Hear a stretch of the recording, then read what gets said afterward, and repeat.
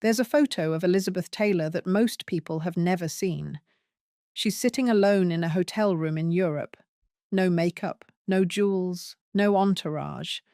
Just a woman staring out a window, looking profoundly alone. For someone called the most beautiful woman in the world, with 8 wedding rings and a life played out in front of the entire planet, that never really changed. 8 marriages, 7 men, scandals that stopped traffic, and almost nobody understood what was actually happening behind all of it. This is the real story, not the glamour, the part nobody talks about. Before the marriages, who was Elizabeth Taylor before Hollywood made her a symbol? To understand why Elizabeth Taylor's marriages unfolded the way they did, you have to go back to before any of it started. Back to a little girl who never really had a childhood. Elizabeth Rosamond Taylor was born on February 27, 1932, in Hampstead, London. Her father, Francis Taylor, was an American art dealer. Her mother, Sarah Sothan, was a stage actress who had given up her career after marriage. From the very beginning, Sarah had a plan for her daughter, and Elizabeth wasn't entirely in on it. The family moved to Los Angeles in 1939, just as World War II was beginning in Europe. And almost immediately, a friend of the family suggested that little Elizabeth should audition for the movies. She had extraordinary eyes, violet, almost unreal, and a face that cameras seemed to fall in love with. Universal Studios signed her at age 9. MGM picked her up not long after. By the time she was 12, she was starring in National Velvet, one of the most beloved films of 1944.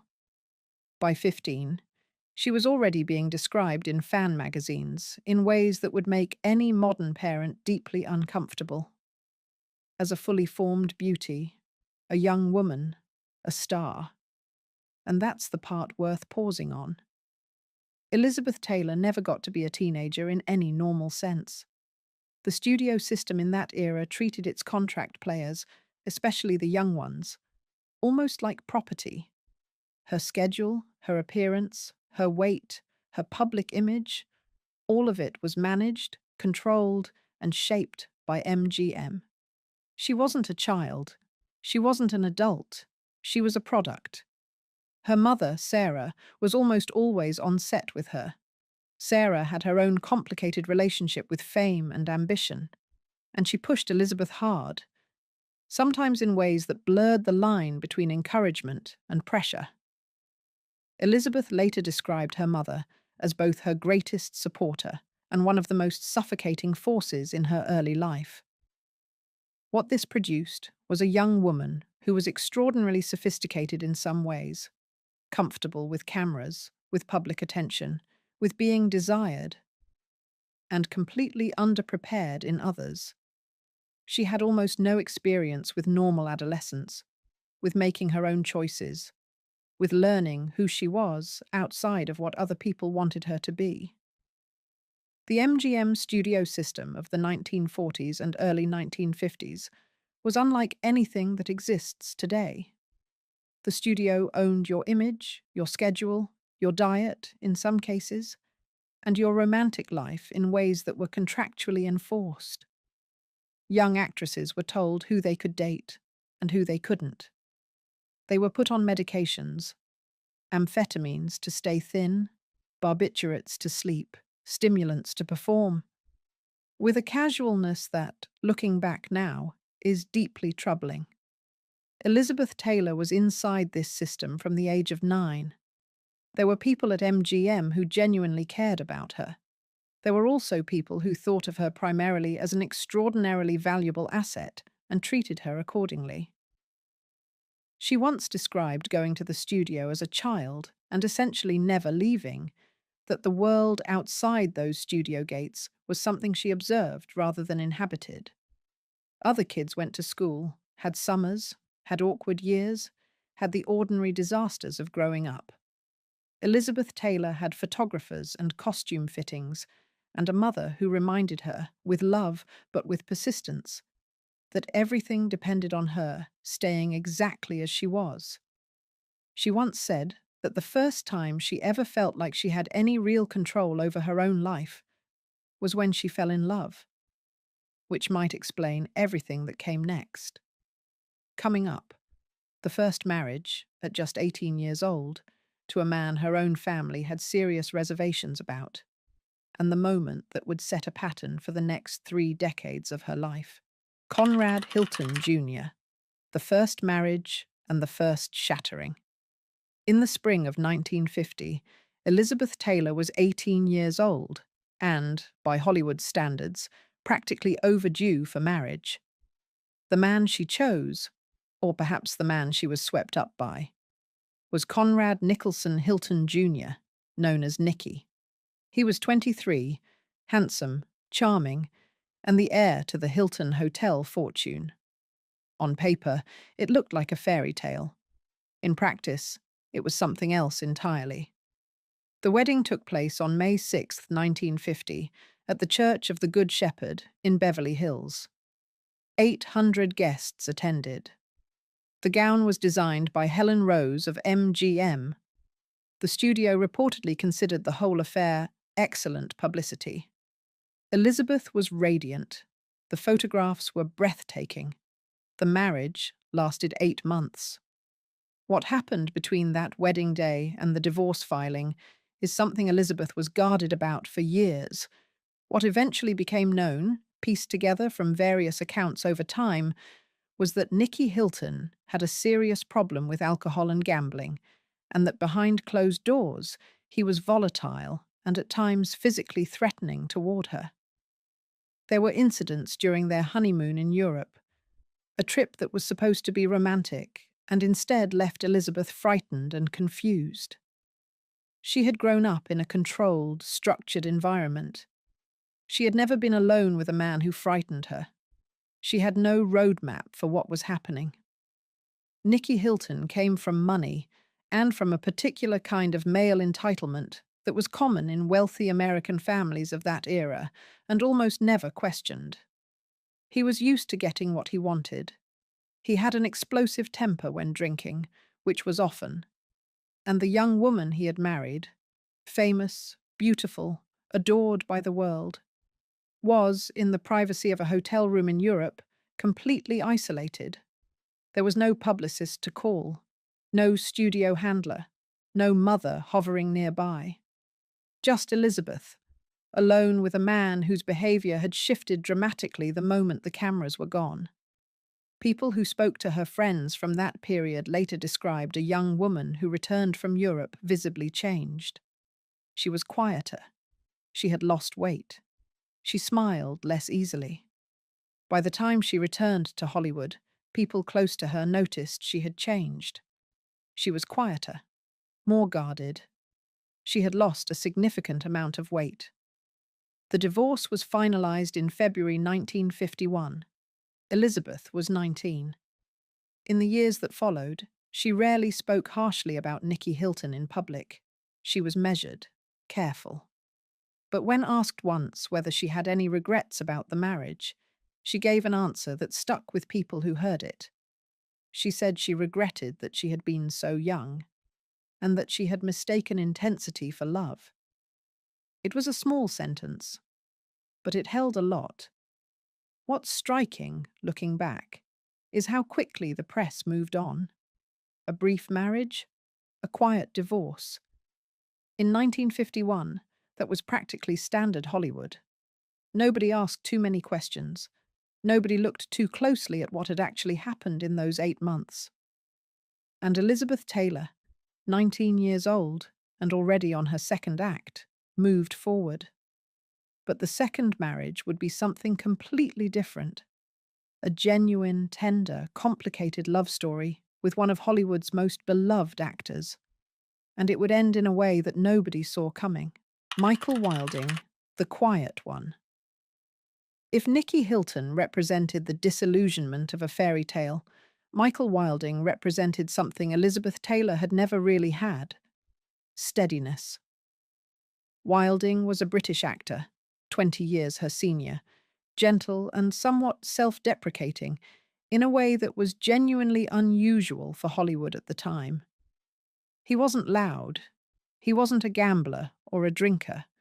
He was calm, warm, and completely unintimidated by her fame, partly because he had his own, and partly because he simply didn't seem to care about all the machinery of celebrity in the way most people around her did. They married on February 21st, 1952, in a simple civil ceremony in London. Elizabeth was 19. Michael was 39. They had two sons together, Michael Jr., born in 1953, and Christopher, born in 1955. For a stretch of time in the early to mid-1950s, Elizabeth described those years as some of the most peaceful of her life. She was working. She made Elephant Walk, Beau Brummel, The Last Time I Saw Paris. But there was, for a while, something resembling a normal domestic life. The problem was that the peace didn't last, and the reasons it didn't are complicated. Part of it was professional. As Elizabeth's star continued to rise, explosively, unstoppably, Michael's began to fade. Hollywood is unforgiving in that particular way, and being the husband of one of the most famous women on earth while your own career recedes is its own kind of slow erosion. He became, in the eyes of the press and the industry, secondary, an appendage. He struggled with that. Part of it was temperamental. The steadiness that had attracted Elizabeth to Michael also meant that he was, in some fundamental way, not wired for the intensity that she seemed to generate and require. She was electric. He was warm but quiet. Over time, the gap between those two things widened. By 1957, the marriage was effectively over. They divorced in January 1957 after 5 years together. In almost every account of this marriage, there's a note of genuine sadness. Not the dramatic, operatic sadness of some of her other relationships, but something quieter. A mismatch. A good man and a woman who needed more than good. Elizabeth remained fond of Michael Wilding for the rest of her life. He later worked as her personal assistant for a period in the 1970s, which speaks to something real between them, a warmth that outlasted the marriage itself. But even as the Wilding marriage was ending, something else was already beginning, something that would change everything. Mike Todd was about to walk into Elizabeth Taylor's life, and unlike anyone who had come before him, he would meet her exactly where she was. At full volume, full speed, no apologies. Their time together would be the shortest of her marriages, and the one she never truly recovered from. Mike Todd, the great love.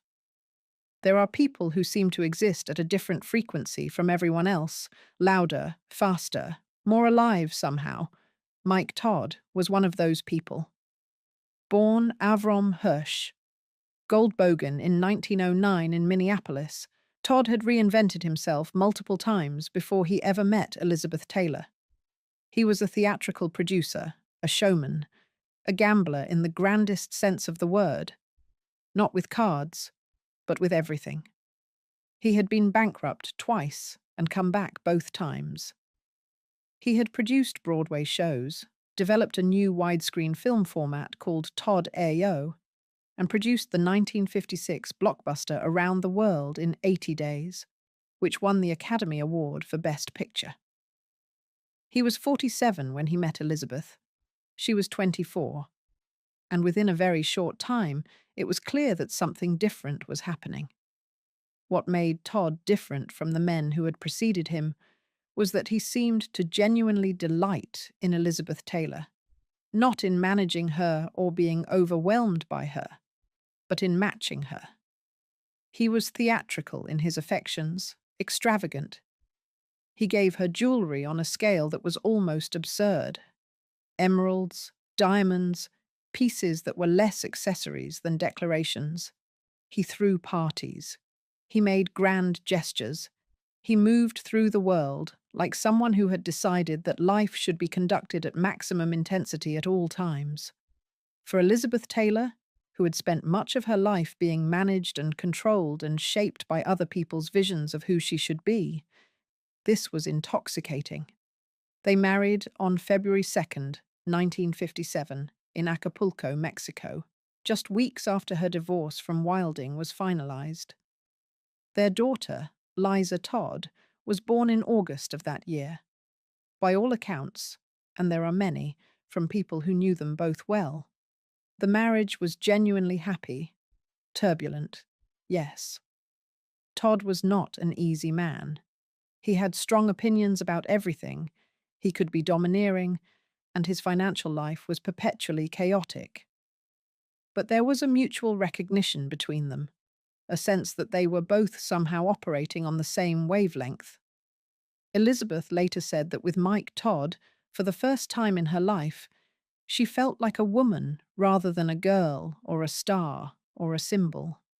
He saw her, the real her.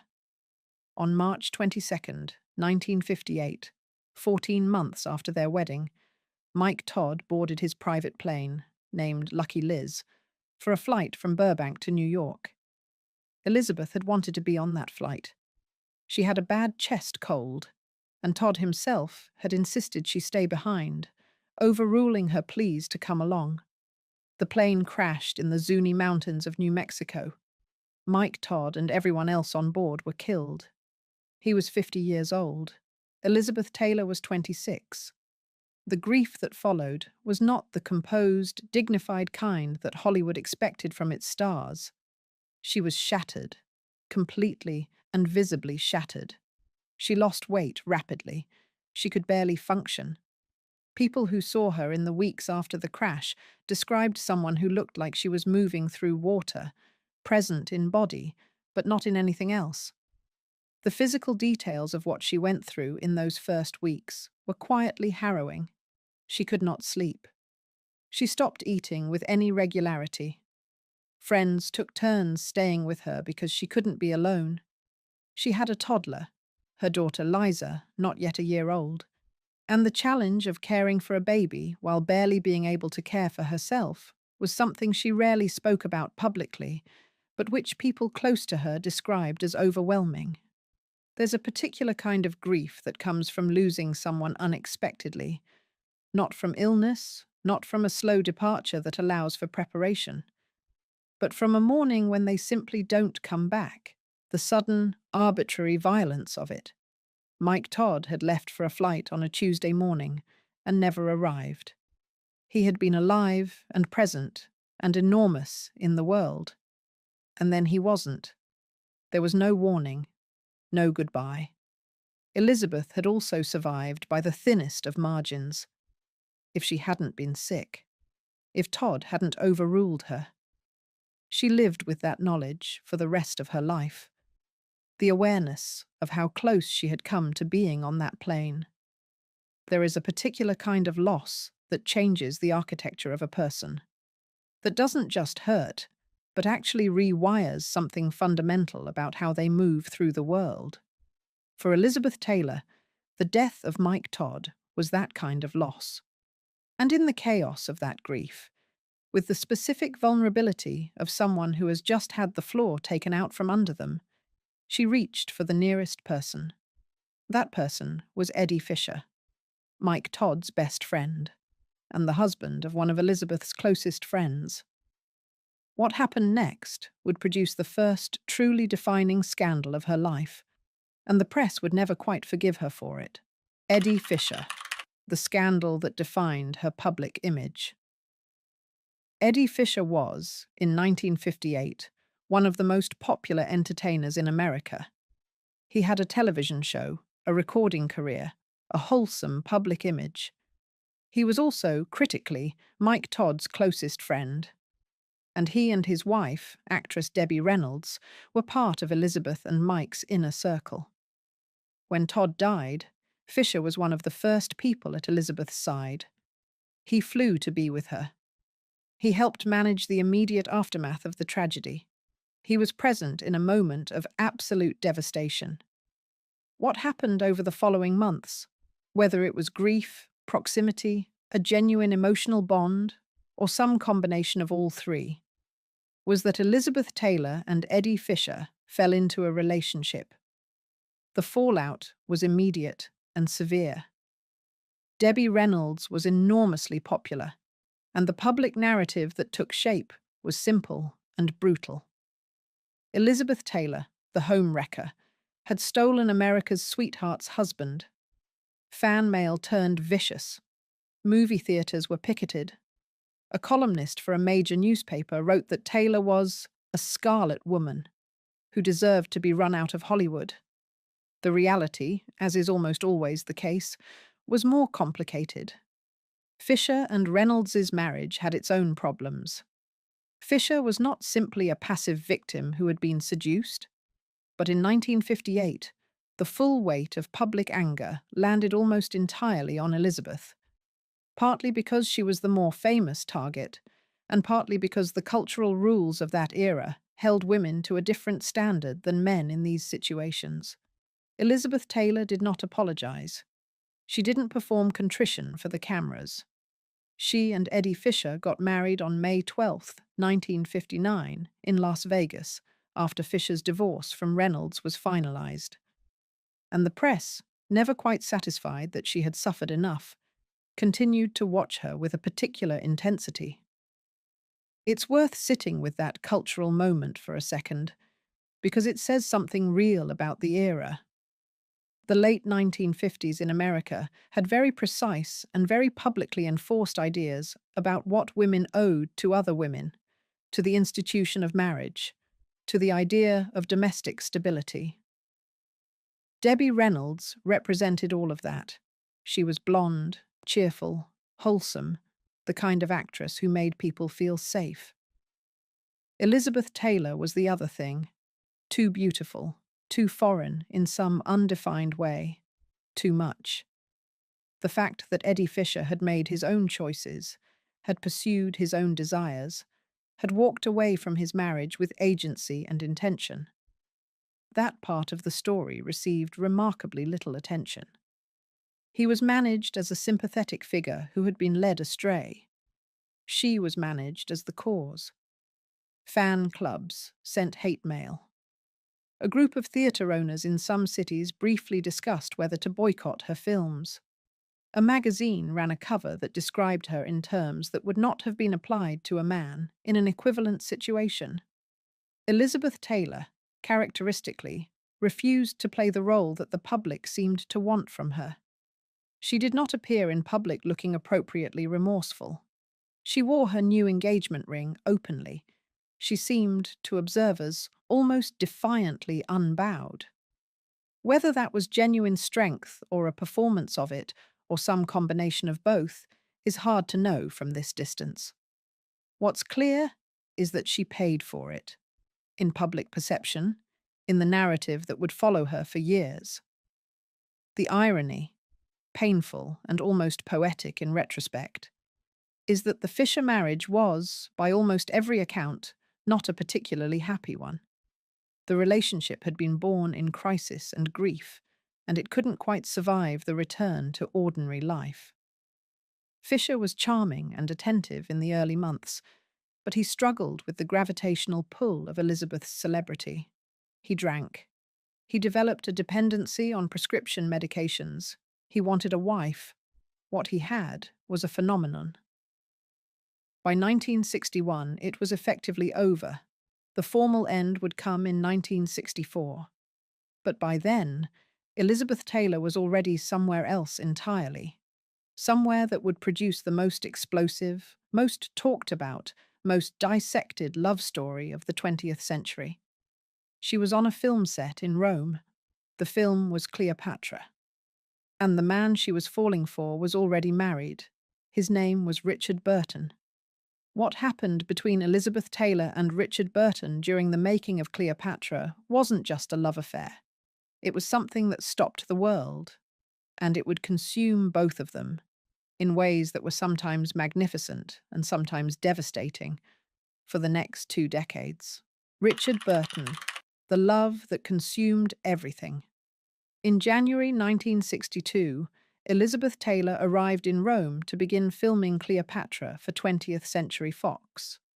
The production had already been a disaster, a year of delays, a near-fatal illness that had hospitalized Elizabeth in London, sets rebuilt and rebuilt again.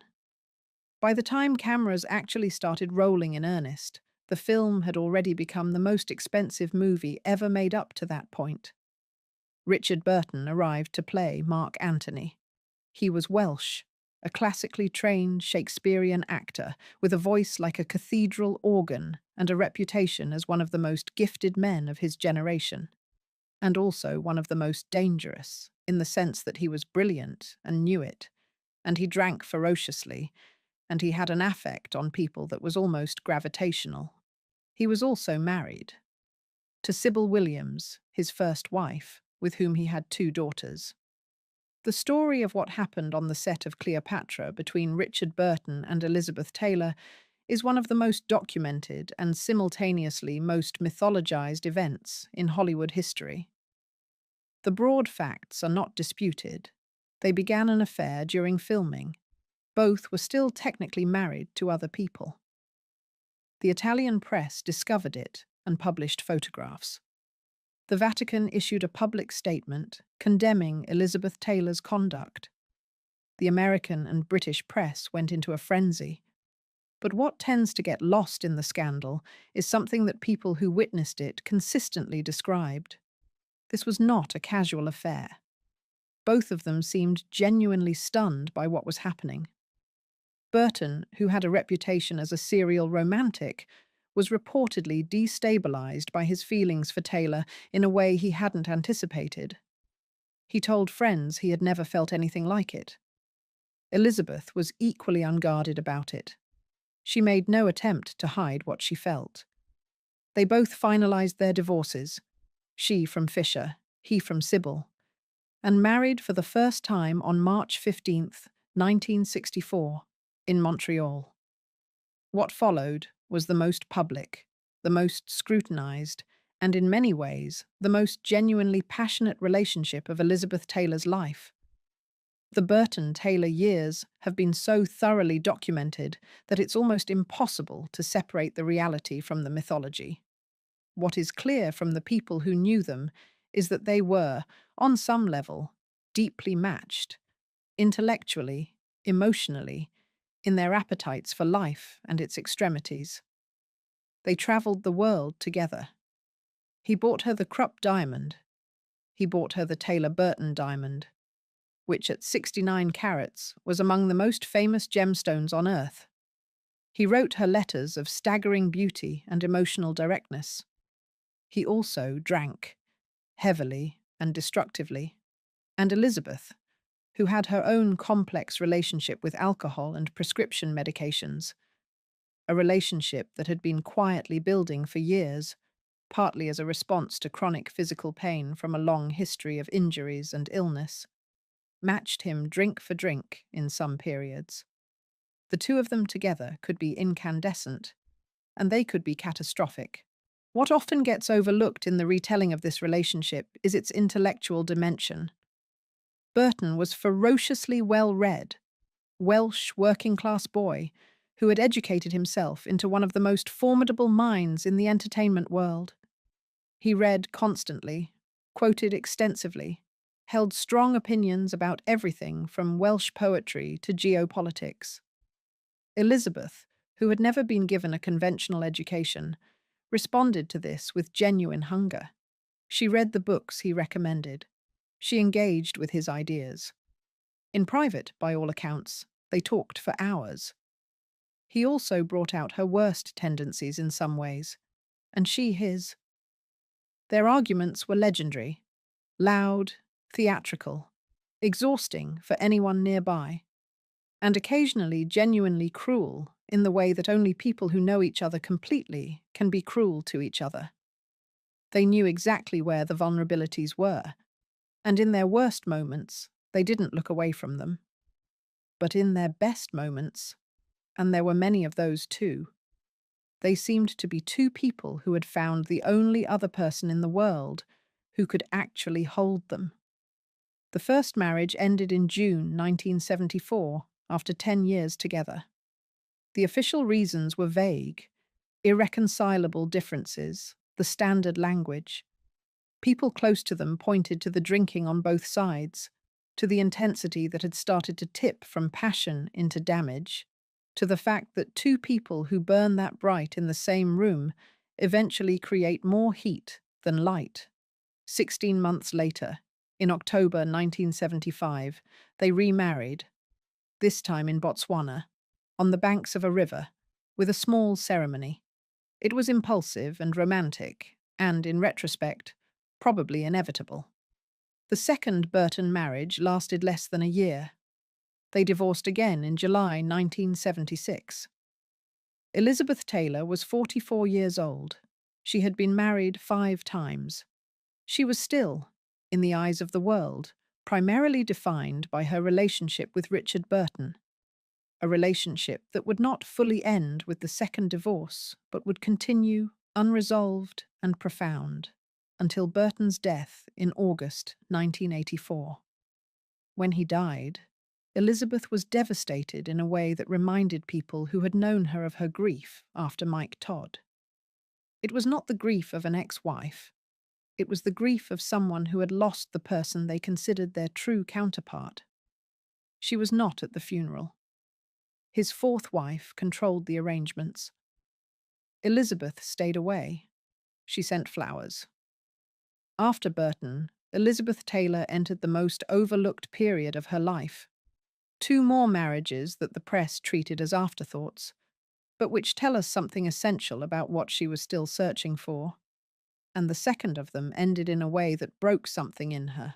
John Warner and Larry Fortensky, the final 2. By the time Elizabeth Taylor married John Warner in December 1976, she was exhausted. Not just physically, though that was true too. The decades of film sets and travel and emotional upheaval had taken a real toll on her body, but in some deeper, less visible way. The Burton years had been the summit of her emotional life, and the descent from them had been hard. John Warner was a Virginia politician who would go on to serve as a United States Senator for 30 years. He was tall, patrician, calm in the way that men who have spent their lives in institutional settings tend to be calm. He was not a movie star. He was not a showman. He was, in some ways, the opposite of Mike Todd and Richard Burton. There was a theory among people who knew Elizabeth well at the time, and several of them have spoken about it in the years since, that she chose Warner, at least partly because he was so different from what had come before. After the consuming intensity of the Burton years, after the grief and the scandal and the decades of living at full volume, she wanted something quieter, something stable, something that wouldn't catch fire. The marriage produced something Elizabeth had rarely had, a period of relative quiet. She moved to Warner's farm in Virginia. She attended political functions as a senator's wife. She gained weight, which the press covered with a cruelty that was remarkable even by the standards of a tabloid culture that had never been gentle with her. She was photographed at events and described in language that would not be acceptable today. The weight gain was a particular fixation. Photographers went out of their way to catch her at unflattering angles. Columnists wrote about her body as though they had a right to it. This was the late 1970s and early 1980s. There was no awareness of how damaging this kind of coverage could be. Or if there was, nobody in a position to stop it seemed to care. What the coverage missed entirely was the physical context. Elizabeth Taylor had been dealing with back problems for decades, a series of spinal injuries that began early in her career and had worsened over time. Chronic pain frequently affects weight. The medications used to manage chronic pain frequently affect weight. The press was not interested in any of that. Elizabeth Taylor, to her credit, has spoken plainly about this period in her life. She was not happy. The quiet she had reached for turned out to be loneliness with better manners. She felt invisible in a way that was new to her, not anonymously invisible, which might have been a relief, but specifically invisible, as though the person she actually was had ceased to be of interest to anyone, including possibly herself. The marriage ended in November 1982, after 6 years, and then, in what would be the final chapter of her romantic life, came Larry Fortensky. Fortensky was a construction worker from Stanton, California. He was 20 years younger than Elizabeth. They met in 1988 at the Betty Ford Center, where both were seeking treatment for substance dependency. She was 56. He was 36. They married on October 6, 1991, at Michael Jackson's Neverland Ranch, a ceremony that was, even by the Baroque standards of Elizabeth Taylor's personal life, startling in its strangeness. Helicopters circled overhead. Paparazzi tried to get photographs by any means available. The guest list included names from every corner of American cultural life. The marriage lasted 5 years. It ended in 1996. Fortensky has said, in the years since, that he loved Elizabeth genuinely, but that the world she inhabited was simply too large, too loud, too saturated with history and celebrity, and the expectations of strangers to allow anything like a normal life. He was a private person. He had walked into a permanent public spectacle without fully understanding what that meant. After the divorce, Elizabeth Taylor never married again. She spent her later years doing the work she described as the most important of her life, her AIDS activism, which had begun in the mid-1980s and which she pursued with an urgency and a willingness to be publicly associated with a stigmatized epidemic that was genuinely unusual for someone of her fame and era. She co-founded AMFAR, the Foundation for AIDS Research, in 1985, at a moment when most of Hollywood was afraid to even say the word AIDS out loud. She raised hundreds of millions of dollars. She testified before Congress. She spent her personal capital, her time, and her health in the service of people the world had largely decided to look away from. It was, in many ways, a different kind of love story, one that actually lasted. What all of it adds up to. Elizabeth Taylor married 8 times, 7 different men, one of them twice. She buried 2 of them, Mike Todd in 1958 and Richard Burton in 1984. She outlived several of the others. She carried the weight of all of it for the rest of her life, which ended on March 23, 2011, when she died of congestive heart failure in Los Angeles at the age of 79. In the decades since her death, there has been a gradual shift in how people talk about her life. The tabloid framework, the marriages as punchlines, the scandals as proof of some essential recklessness, has slowly given way to something more honest. People have begun to look at what was actually there. What was actually there was a girl who went to work at age 9 and never really stopped, who was shaped and reshaped by an industry that had very specific ideas about what she was for, who was married the first time before she had any real experience of making her own choices, who fell genuinely, catastrophically in love at least twice, who survived things, physical, emotional, professional, that would have flattened most people. The chronic physical pain she lived with is something that doesn't come up often enough. From her teenage years onward, Elizabeth Taylor was dealing with a series of serious medical conditions: spinal injuries, respiratory illnesses, surgeries. By the time she was in her 50s, she had undergone dozens of operations. The medications she depended on to manage that pain were the same ones that contributed to the dependencies she spent years fighting in treatment. None of that excuses any particular choice, but it fills in the picture in ways that matter. She was not reckless. She was not simply a woman who couldn't stop getting married because she was addicted to weddings. She was someone who had never been taught how to be alone, who had been told from the age of 9 that her value was in her beauty and her presence and her effect on other people, and who spent her entire adult life in a world that constantly, loudly confirmed that message. The marriages were not failures, exactly. They were searches. Some of them found things, real love, real warmth, real connection, even if they couldn't sustain it.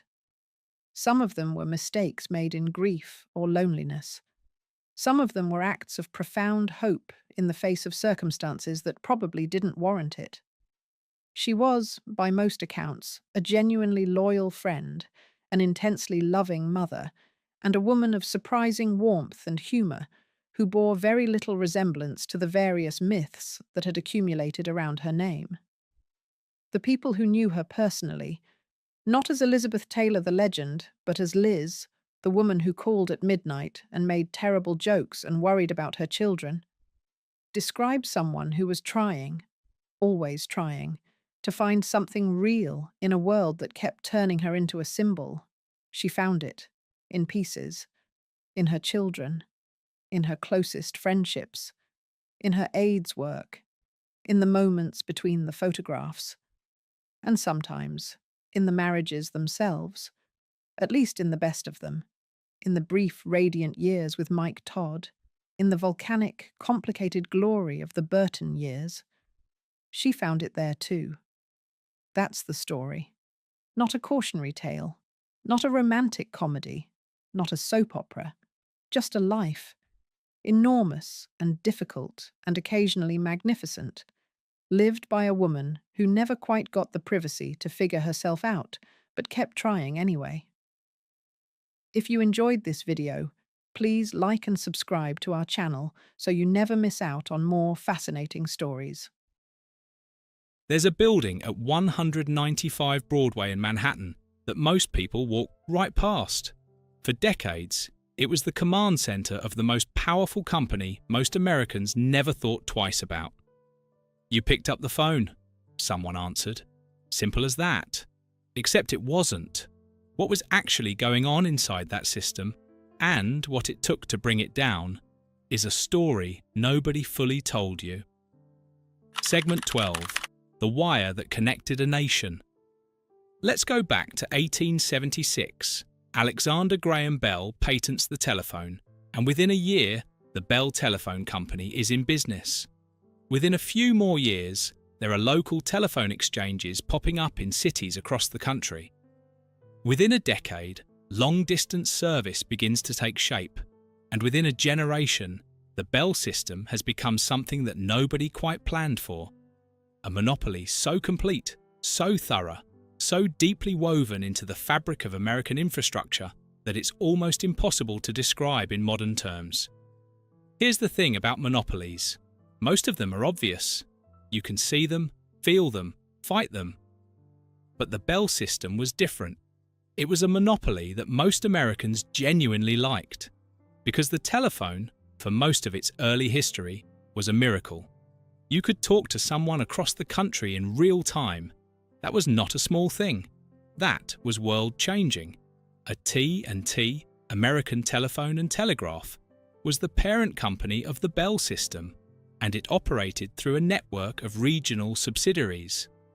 There was Southwestern Bell, Pacific Bell, New England Telephone, Illinois Bell, and so on. Each of these handled local service in their region. AT&T handled long distance, and Western Electric, another subsidiary, manufactured all the equipment. Bell Labs did the research. It was, in the truest sense, a vertically integrated empire. AT&T didn't just provide phone service. It made the phones. It strung the wires. It trained the operators. It owned the poles. It invented the technology. And then it charged you for all of it. Every month, you paid AT&T for your local service. You paid AT&T for your long-distance calls. You rented your telephone handset from AT&T. And yes, that's right, you rented it. You didn't own the phone sitting on your kitchen counter. AT&T owned it. You just paid to use it month after month year after year. This went on for decades, and most people didn't question it because most people had no frame of reference for anything different.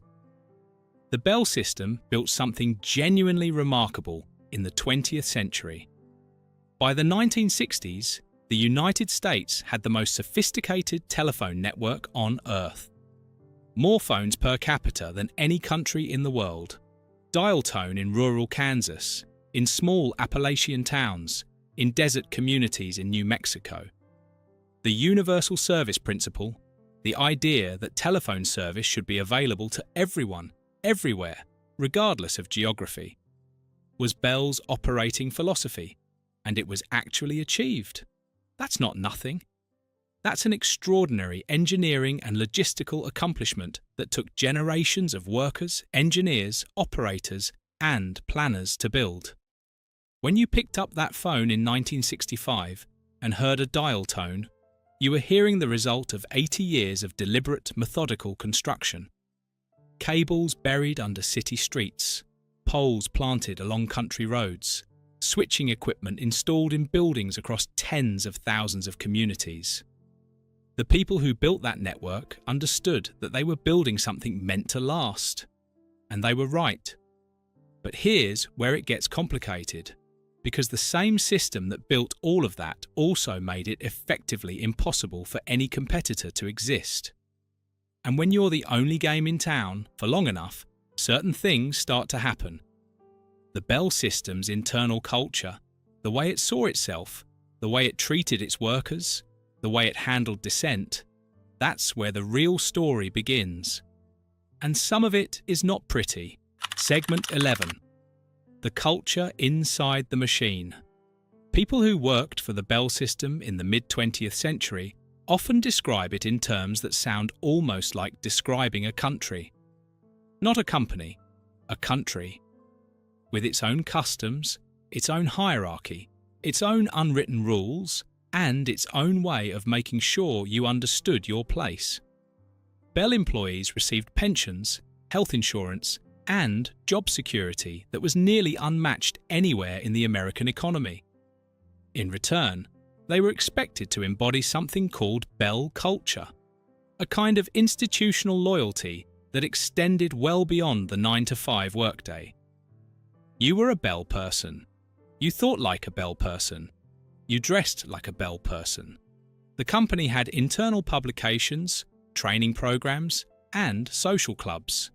Bell System employees often married other Bell System employees. Their social lives revolved around company picnics and company events. In some regions, entire neighbourhoods were effectively Bell neighbourhoods. Communities built around the local telephone company facility, populated almost entirely by people who worked there. For many employees, especially in the decades immediately following World War II, this was genuinely appealing. The job was stable, the pay was decent, the benefits were real, and in an era when economic security was not guaranteed, when memories of the Depression were still fresh, that kind of stability meant everything. Your father might have worked for Bell, your uncle, your neighbour. You grew up understanding, without anyone having to say it explicitly, that working for the phone company was about the best thing a person without a college degree could do in America.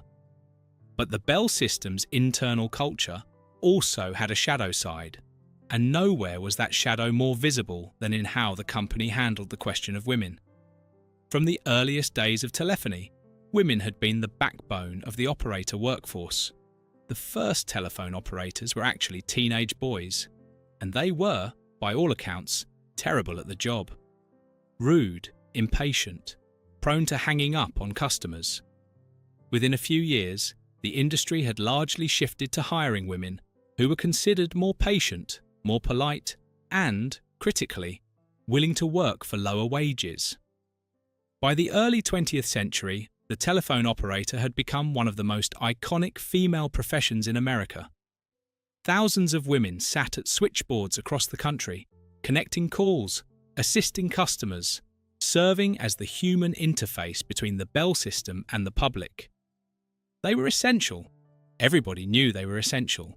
And yet, for most of the Bell system's history, they were paid less, promoted less, and had fewer opportunities than their male colleagues, even in positions where they were doing more complex and demanding work.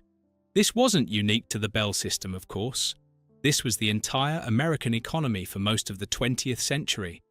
But the Bell system was large enough and visible enough that when the federal government started looking at employment discrimination in the early 1970s, AT&T became one of the primary targets.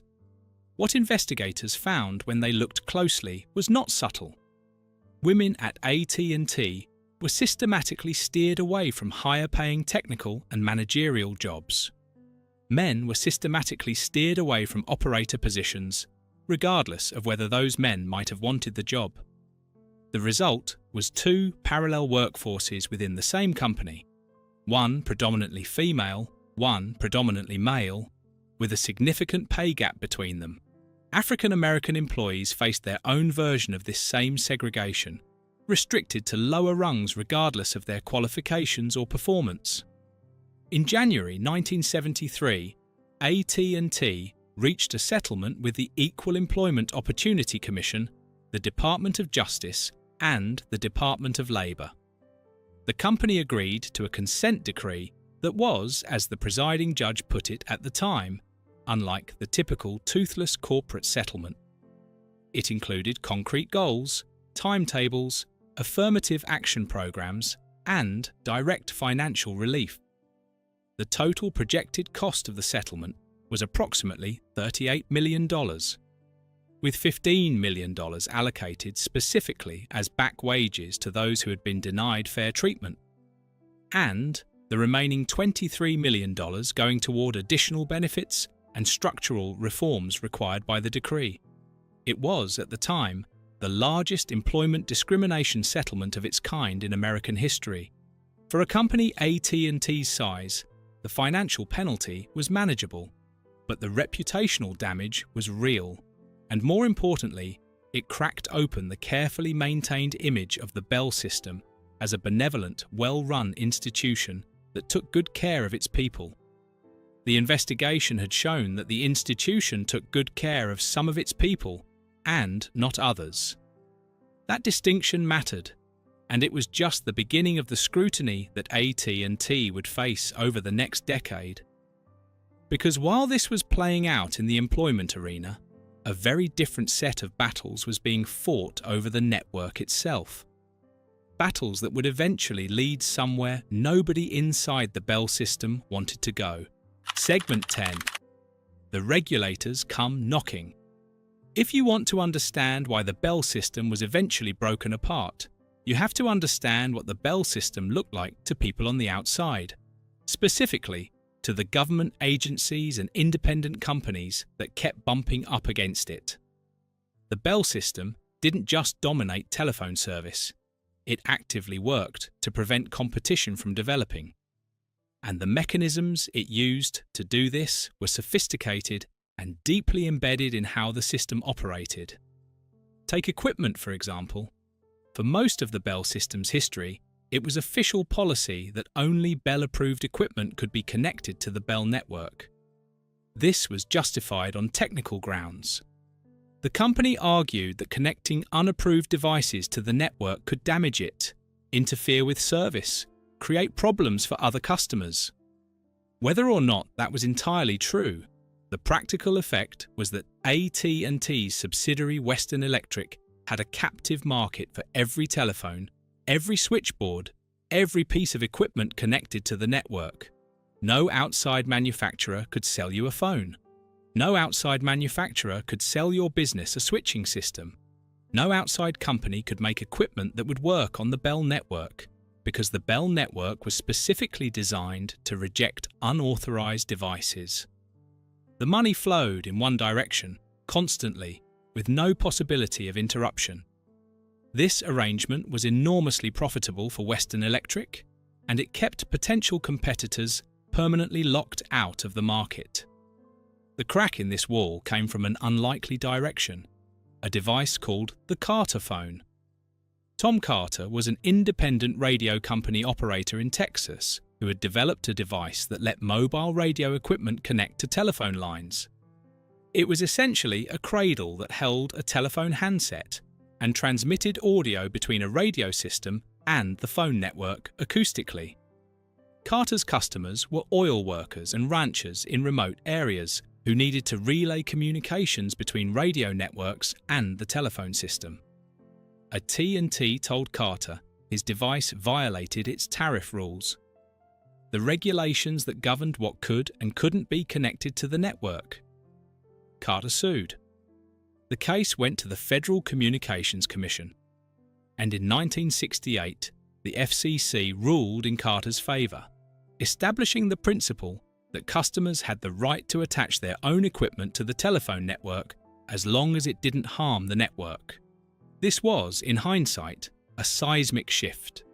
The Carter phone decision cracked open the equipment market and eventually led to an explosion of consumer telephone products, answering machines, fax machines, and eventually modems that would connect computers to the network. None of that development could have happened under the old Bell system rules. But the Carter phone decision was just one front in a much larger battle. The more consequential fight was happening in the long-distance market.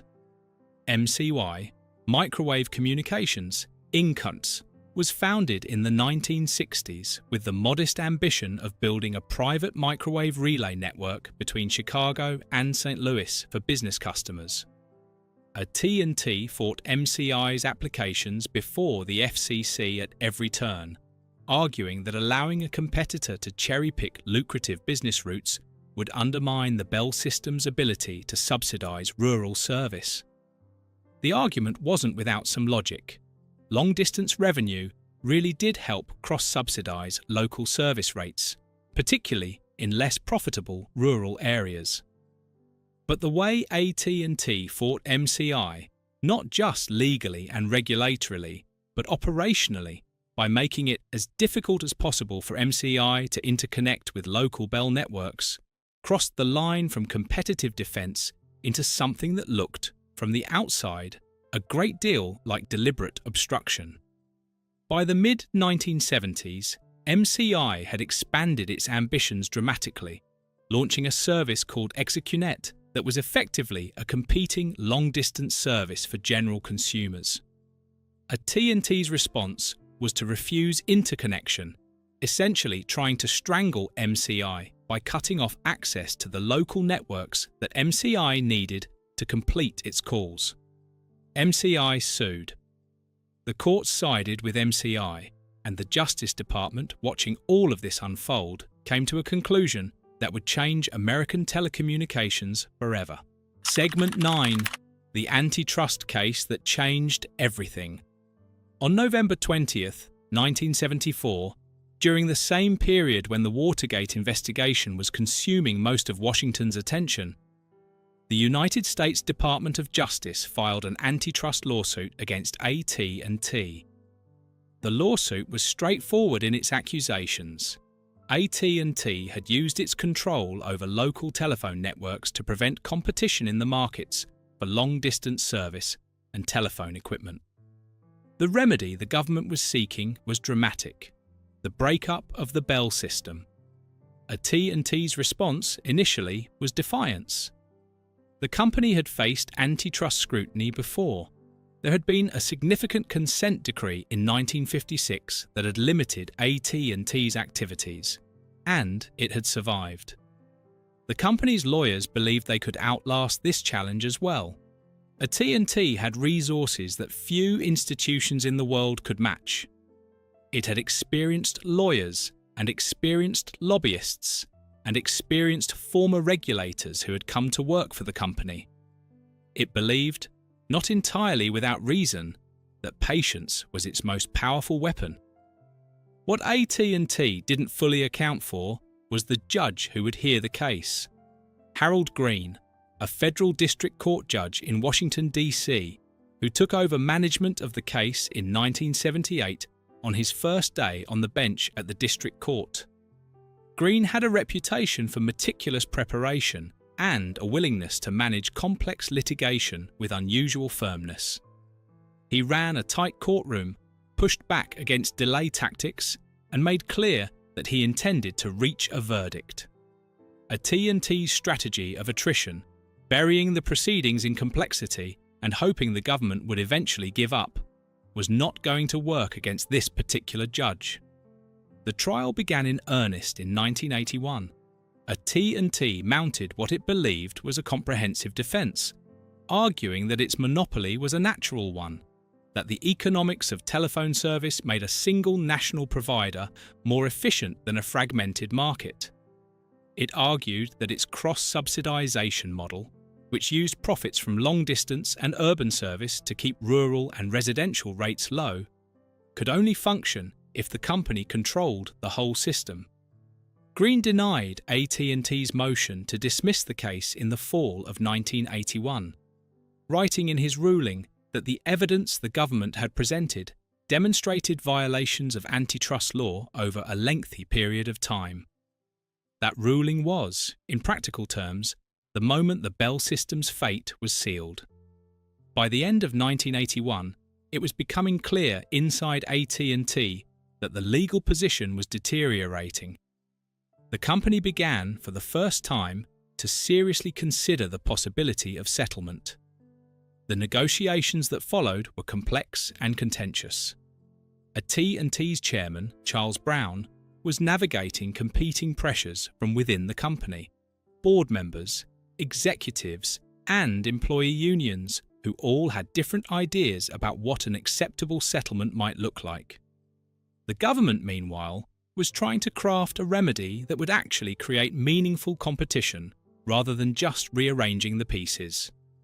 The final agreement came together through direct negotiations between Brown and Assistant Attorney General William Baxter in early January 1982. What they arrived at was the modified final judgment, the consent decree that would dissolve the Bell system. Under its terms, AT&T would divest its local telephone operations, spinning them off into 7 independent regional holding companies. AT&T would keep its long-distance service, its manufacturing subsidiary Western Electric, and Bell Labs. The 7 regional companies, which immediately became known as the Baby Bells, were Ameritech, Bell Atlantic, Bell South, 9X, Pacific Telesis, Southwestern Bell, and US West. Together, they would serve local telephone customers across the country. AT&T would compete in the now open long-distance market. The breakup took effect on January 1st, 1984. It was, in a corporate sense, one of the most significant days in American business history. A company that had operated as a unified system for over a century was overnight transformed into 8 separate companies. AT&T's book value dropped by roughly 70% as a result of the divestiture. Of the more than 1 million employees it had going into the breakup, it emerged with fewer than 400,000. AT&T's employees, all 1 million or so of them, woke up on January 1st, 1984, as employees of 8 different companies, depending on where they worked. The infrastructure, the systems, the network itself, all of it had to be separated and reallocated. That process had taken 2 years of planning, and it still didn't go entirely smoothly. But by any measure, it was a remarkable logistical achievement. And then, of course, everyone had to figure out what came next. Segment 8. The Bell Labs Legacy. What the monopoly built. Before we get into what happened after the breakup, it's worth pausing to consider something that tends to get lost in the story of antitrust and corporate arrogance. What the Bell system actually produced during its century of existence. Because the answer is quite a lot. More, arguably, than any other private research institution in the history of the world. Bell Laboratories, founded in 1925 as a joint venture between AT&T and Western Electric, was the research arm of the Bell system. And what it produced, over the course of roughly 60 years as part of that system, is almost impossible to overstate. The transistor, developed at Bell Labs in 1947 by William Shockley, John Bardeen, and Walter Brattain. The transistor is, without exaggeration, the foundational component of every piece of electronic technology that exists today. Every computer, every smartphone, every server, every satellite, all of it rests, in some form, on the invention of the transistor. Shockley, Bardeen, and Brattain won the Nobel Prize in Physics in 1956 for this work. The laser. Bell Labs researchers made fundamental contributions to the development of laser technology in the late 1950s and early 1960s, building on theoretical work that was being developed simultaneously at other institutions. The Unix operating system. Developed at Bell Labs in the late 1960s by Ken Thompson and Dennis Ritchie, Unix became the foundation for most of the operating systems used on servers and workstations around the world, including, through a long chain of development, the systems that power the Internet. The C programming language, also developed at Bell Labs by Dennis Ritchie in the early 1970s. C became one of the most influential programming languages in history, directly giving rise to C++, Java, and dozens of other languages that are still in everyday use today. Information theory.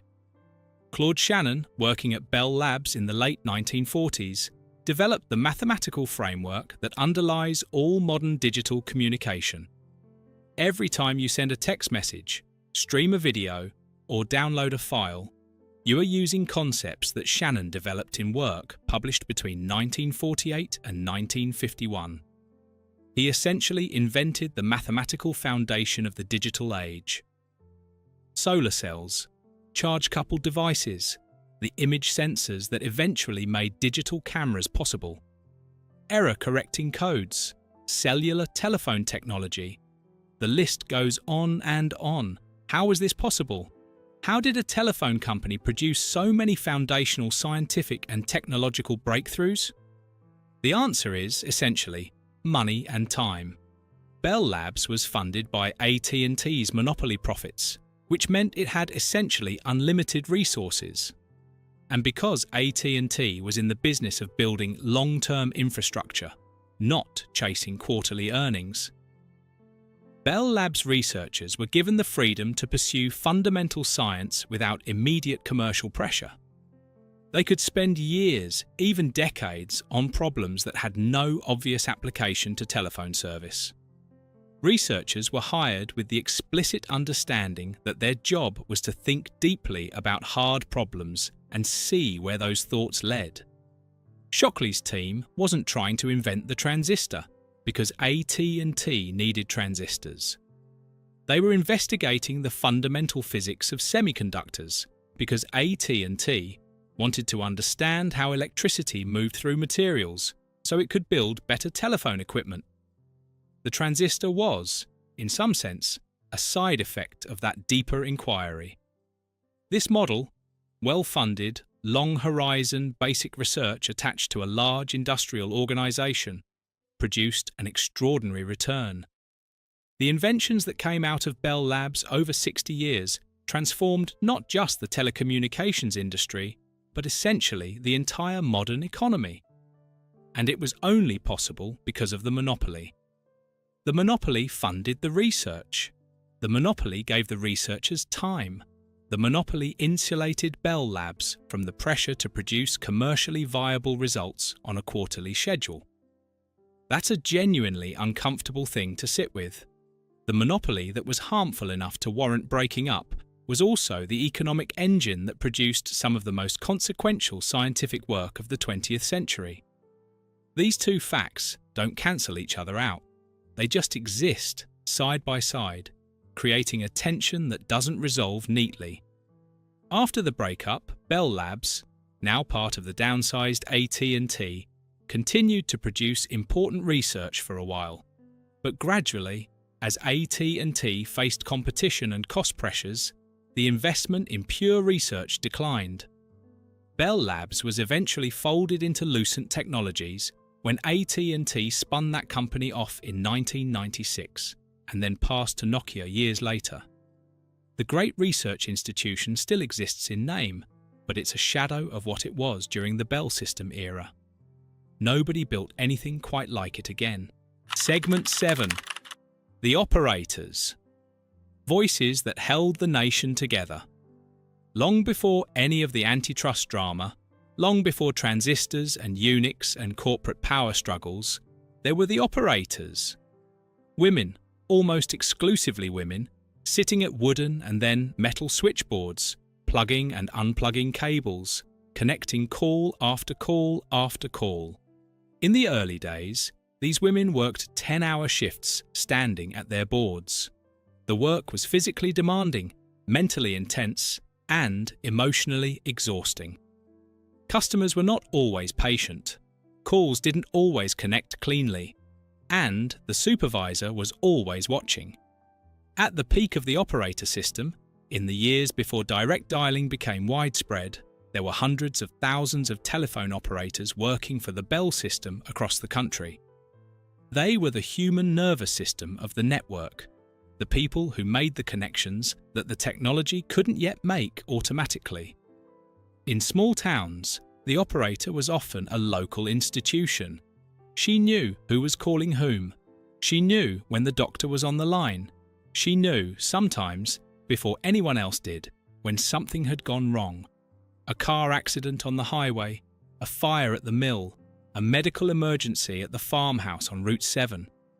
Operators weren't just connecting calls. They were nodes of information in communities that depended on that information.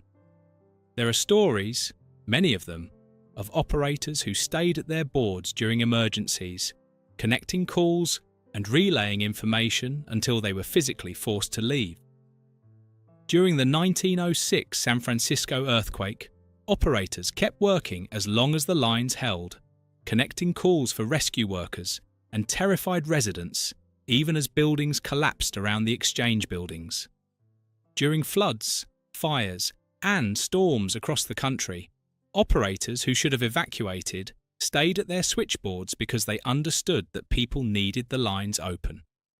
This was not required of them in any formal sense. It was simply part of what it meant to them to be an operator.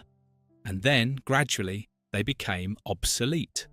Direct dialing, the ability for customers to dial a number themselves without going through an operator, began rolling out in the 1920s and expanded steadily through the mid-20th century. Each expansion of direct dialing meant fewer operators needed. Each technological improvement meant another round of layoffs or transfers or early retirements. By the time the Bell system was broken up in 1984, the operator workforce was a fraction of what it had been at its peak. The women who had been essential, who had held the network together through every crisis, were being systematically phased out by the technology that their labour had helped build and sustain. Some were offered early retirement packages. Some were transferred to other positions within the Bell system. Some simply lost their jobs. The Bell system was generally better than most large employers about managing this transition. The unions that represented operators had negotiated protections that softened the impact somewhat. But the result was the same. An entire profession, one that had been central to American life for decades, was disappearing. The last manual telephone exchange in the United States was not closed until 1983. A small holdout in Bryant Pond, Maine, a village so attached to its hand crank system that locals formed a committee called Don't Yank the Crank to fight the conversion. They lost. When it finally switched to automatic dialing, long-time residents described it as the end of something they couldn't quite name. It was the end of the phone being a conversation between people, even when you were just trying to make a call. And it was a preview of something that the rest of American industry would spend the next 4 decades experiencing in their own sectors. The quiet disappearance of jobs that had once seemed permanent. Segment 6. What the Baby Bells did next. When the 7 Baby Bells launched on January 1st, 1984, they were, in theory, purely local telephone companies. They were prohibited, by the terms of the consent decree, from offering long-distance service, from manufacturing equipment, and from getting into the information services business. The theory was that these restrictions would prevent the Baby Bells from simply reconstituting the old monopoly in a new form. Local service would stay local, long distance would be competitive, equipment would be open. In practice, what happened was rather different. The Baby Bells almost immediately began lobbying, aggressively, expensively, relentlessly, to have the restrictions in the consent decree loosened or eliminated.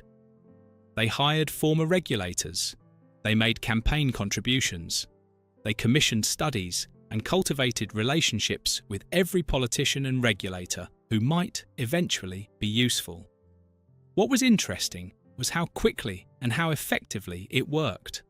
By the late 1980s, several of the Baby Bells had won court approval to get into new businesses that were arguably prohibited by the consent decree. By the early 1990s, the walls were clearly coming down, and when Congress passed the Telecommunications Act of 1996, a sweeping overhaul of telecommunications law that was supposed to open all markets to competition, the Baby Bells were perfectly positioned to take advantage of it. The 1996 Act was supposed to allow long-distance companies to enter the local market and local companies to enter the long-distance market, creating full competition across the telecommunications sector. What actually happened was more complicated. Long-distance companies, AT&T, MCI, Sprint, struggled to build the local infrastructure needed to compete effectively. The Baby Bells, sitting on decades-old local networks that they controlled completely, had massive structural advantages. Competitors who tried to use Baby Bell networks to provide competing service found that the interconnection process was slow, expensive, and full of obstacles that seemed, to those trying to navigate them, suspiciously deliberate. The FCC spent years trying to force the Baby Bells to open their networks on fair terms. The Baby Bells spent years litigating every requirement, and while all of this was happening, something else was going on. The Baby Bells were merging with each other. Southwestern Bell, which had renamed itself SBC Communications by 1995, acquired Pacific Telesis in 1997.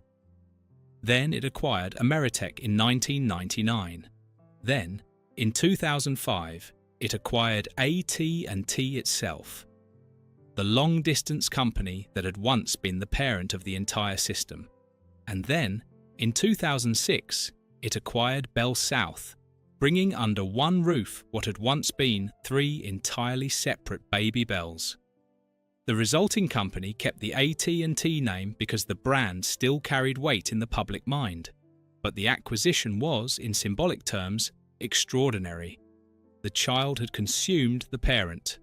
Verizon, meanwhile, formed from the merger of Bell Atlantic and NineX, which then acquired GTE and various other properties, had become the other telecommunications giant. Together, the new AT&T and Verizon controlled a market position that would have been recognizable to anyone who had watched the old Bell system operate.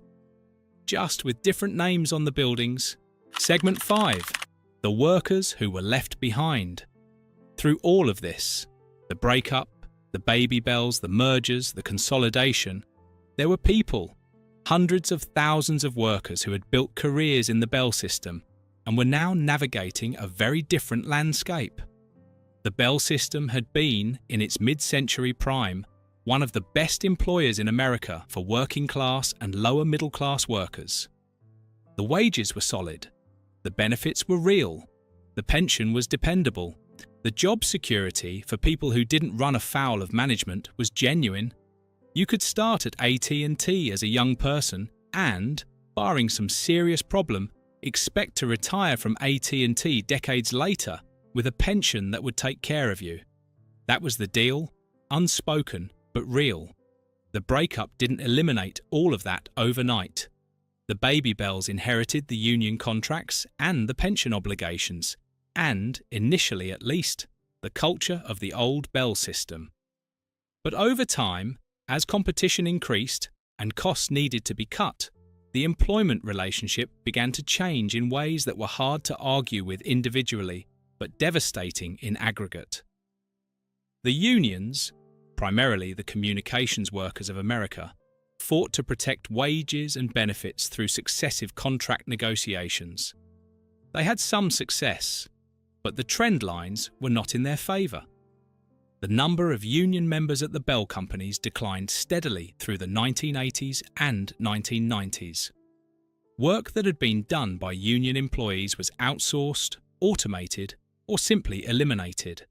The pace of technological change meant that skills that had taken years to develop were becoming obsolete faster than workers could retrain.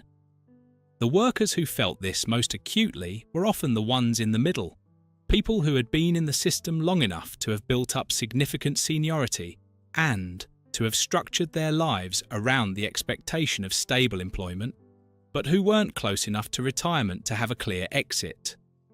They were too invested in the Bell system to easily pivot to something else, and too young to simply wait it out.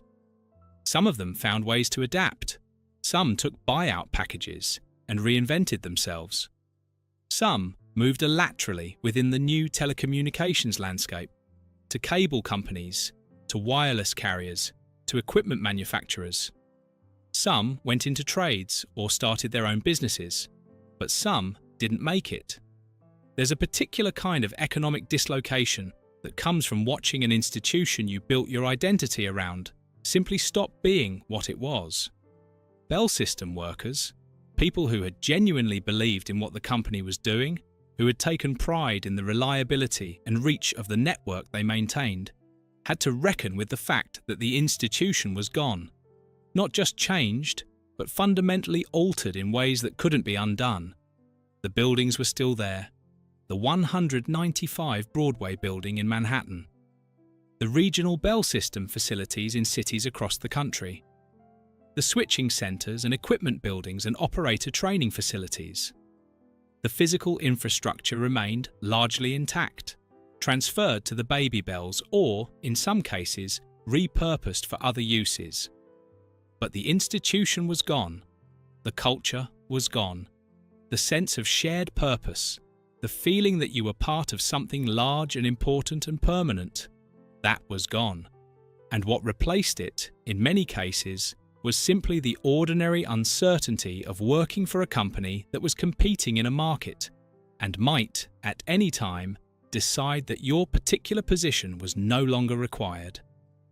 For many Bell system veterans, January 1st, 1984, was not a liberation. It was a loss, and the grief that came with it was real, even if it wasn't the kind of grief anyone was going to write about in the newspaper. Segment 4. The technology that escaped the system. Here's something that doesn't get talked about enough when people discuss the Bell system breakup. What the breakup enabled, beyond competition in telephone service. The Carterphone decision in 1968 had opened the equipment market. The antitrust case in the 1970s had forced open the long-distance market. But the breakup itself, and the subsequent Telecommunications Act of 1996, opened something far more consequential, the data communications market. When MCY was fighting to compete with AT&T in the long-distance market, it wasn't just building telephone circuits. It was building a digital communications infrastructure that could carry data as well as voice. The same fibre optic cables that carried long-distance phone calls could carry computer data.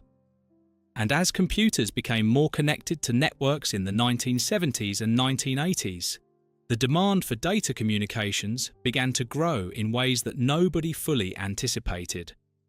The Internet, as most people experienced it in the 1990s, depended on being able to connect a computer at home to a network through a telephone line. That connection, the dial-up modem, was possible only because the Carterphone decision had established the right to connect equipment to the telephone network. Without Carterphone, there could be no modem. Without a modem, the commercial internet as it developed in the 1990s would have looked very different, if it had developed at all in the form we recognise. The companies that built the internet backbone in the late 1980s and early 1990s, PSINet, UUNet, MCI, Sprint, were drawing on the infrastructure, the expertise, and the competitive momentum that the antitrust case against AT&T had helped create. They were building on networks that existed because the long-distance market had been forced open. This is not to say that the Bell system, if it had remained intact, would have prevented the internet. Bell Labs had invented many of the foundational technologies of digital communication. The Unix operating system, the C language, fundamental work in information theory, all of it came from Bell Labs. But an intact Bell system would have had enormous incentives to control data communications the same way it had controlled voice communications. To make sure that any data traffic over its networks was traffic it was charging for, on its terms, under its rules, the breakup created space, and into that space rushed a generation of entrepreneurs, engineers, and investors who built the commercial internet in a period of roughly 10 years. Companies and technologies that didn't exist in 1984 were all made possible, at least in part, by the fact that the network they ran on was no longer controlled by a single company. The irony is that much of the technical foundation they were building on, the protocols, the standards, the deep understanding of how digital networks function, had been developed at Bell Labs. The Bell system built the intellectual foundation that others used to build the network that made the Bell system obsolete. That is either a profound irony or a fitting legacy, depending on how you want to look at it. Segment 3. The last days of an empire. There's a peculiar kind of sadness that comes with watching something great decline. Not because what's declining was perfect, it wasn't, but because something was lost that can't quite be replaced. The old AT&T, the long-distance company that emerged from the breakup, spent the late 1980s and early 1990s trying to figure out what it was. It was no longer a monopoly. It was competing, for the first time in its history, in a real market. And it turned out that a company that had operated as a monopoly for a century was not necessarily well prepared for competition. The culture at AT&T had been built around reliability and stability, not speed and aggressiveness. When MCY launched advertising campaigns mocking AT&T's prices, AT&T's response was slow and somewhat bewildered. This was not what AT&T was used to. Competitors weren't supposed to mock you in public.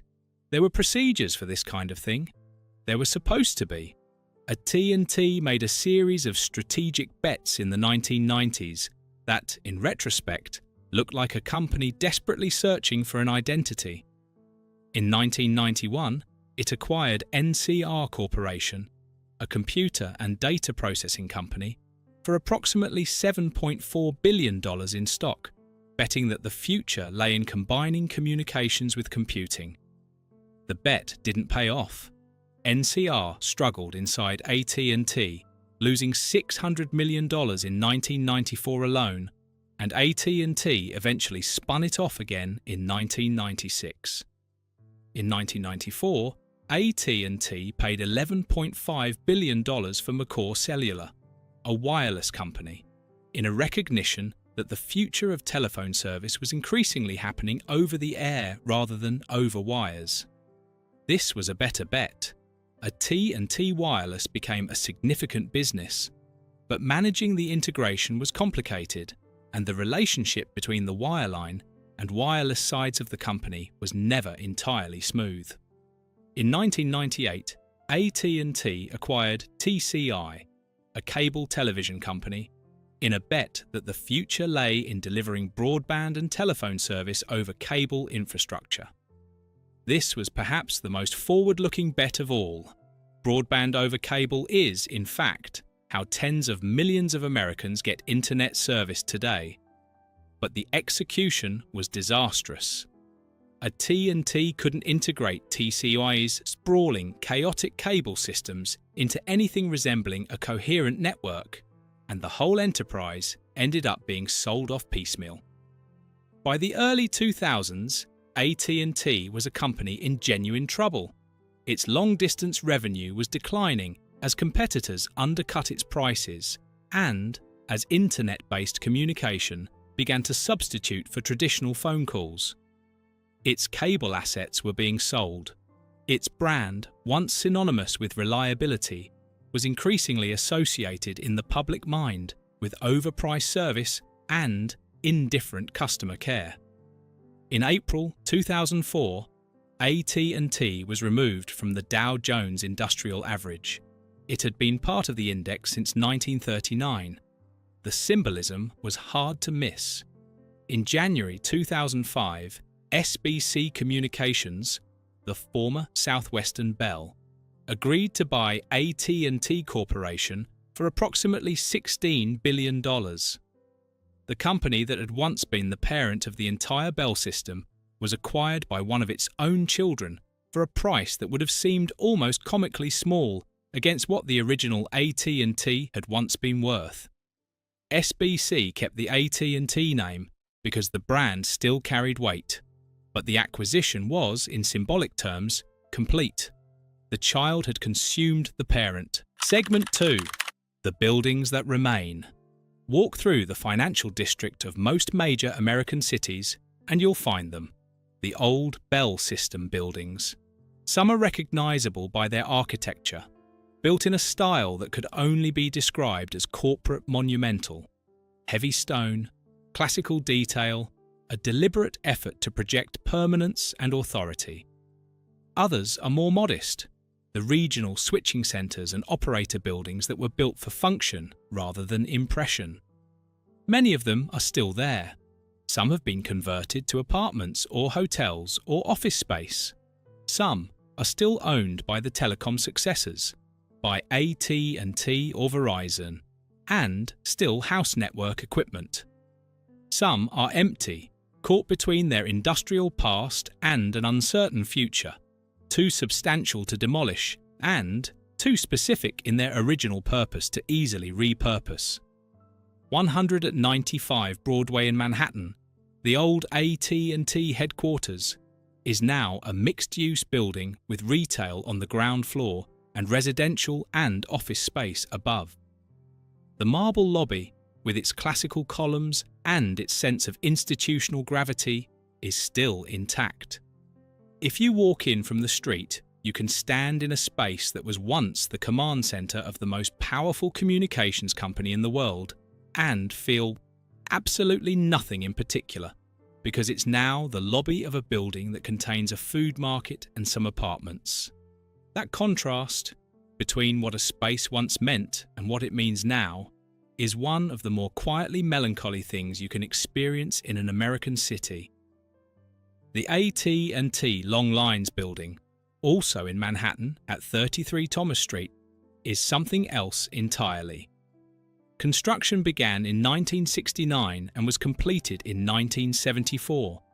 It's a massive concrete tower with no windows, designed to house AT&T's long-distance switching equipment and survive a nuclear attack. It's one of the most brutally imposing buildings in New York City. 29 floors of reinforced concrete, designed to be self-sufficient for 2 weeks without outside utilities. It was built to outlast a civilization-ending event.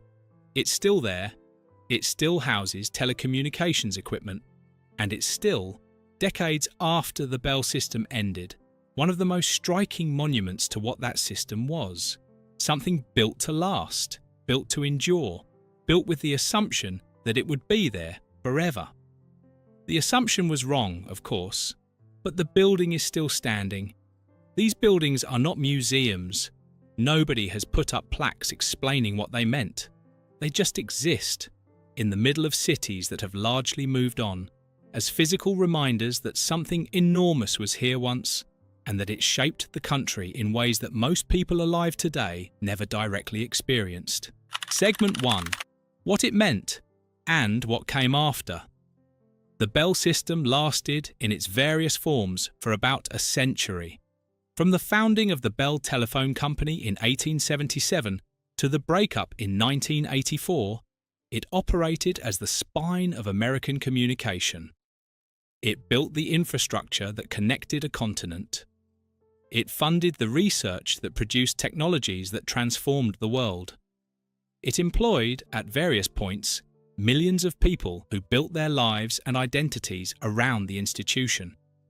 It also maintained a monopoly that limited competition, created structural barriers that locked out potential innovators for decades, suppressed wages for women, and restricted advancement for minority employees, actively obstructed rivals, and used its political influence to resist accountability far longer than it should have.